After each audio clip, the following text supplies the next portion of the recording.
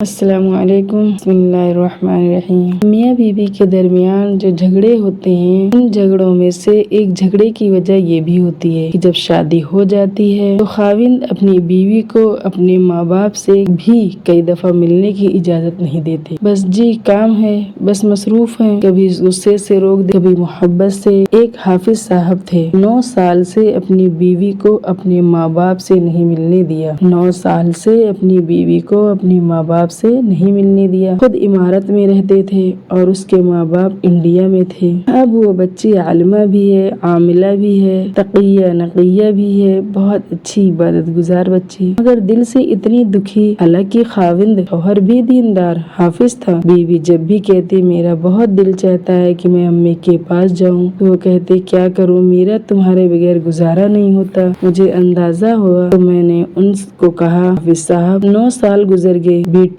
ہے، اس کا دل چاہتا ہے کہ ماں باپ سے ملوں، تو آپ جانے دیں۔ کہنے لگے حضرت کیا کروں، مجھے اس کے بغیر نیند نہیں آتی۔ میں نے کہا بہت اچھا، تمہیں نیند نہیں آتی، آپ اپنی جاب سے 1 مہینے کی چھٹی لو، خود بھی اس کے ساتھ جاؤ اور 1 مہینے وہیں پر رہو۔ اب حافظ صاحب کی آنکھیں کھلی جب اس نے دیکھا کہ حضرت صاحب سیریس ہیں۔ اب اس نے واقعی 1 ہفتے کی چھٹی لی اور اپنی بیوی کو لے کر گیا اور جا کر اپنی بیوی کو والدین سے ملا کر لایا، جبکہ اس 9 سال میں وہ 2 درجن دفعہ اپنے والدین سے مل کر آیا تھا۔ تو اپنے والدین سے ملنے کے لیے وقت ہے، اس وقت نیند کیسے آ جاتی ہے بھائی؟ یہ بیوقوفیاں ہوتی ہیں۔ اپنے محرم رشتہ داروں سے، باپ سے، ماں سے، بہن سے، بھائی سے بھی اس کو ملنے نہ دینا۔ ہم نے گھر میں کوئی جانور پالا ہوا ہے، اس کو انسان سمجھیے اور اس کی ضرورتوں کو محسوس کیجیے۔ یہ خاوند کی ذمہ داری ہوتی ہے کہ یاد رکھیں شادی سے پہلے شوہر کی 1 ماں اور 1 باپ، اور شادی کے بعد اب ساس اور سسر اس کے لیے ماں اور باپ کا حکم رکھتے ہیں۔ اگر اس کو اس کے ماں باپ سے نہیں ملنے دے رہا تو گویا اپنے ماں باپ سے نہیں ملنے دے رہا ہے۔ اس لیے ہم لوگ کو چاہیے کہ اپنی بیویوں کو ماں باپ سے ملنے جانے کی اجازت دیں، روکے نہیں۔ جیسے مردوں کو، شوہروں کو اپنی ماں باپ پسند ہے، اسے بیویوں کو بھی ان کے ماں باپ سے ملنے سے نہ روکے۔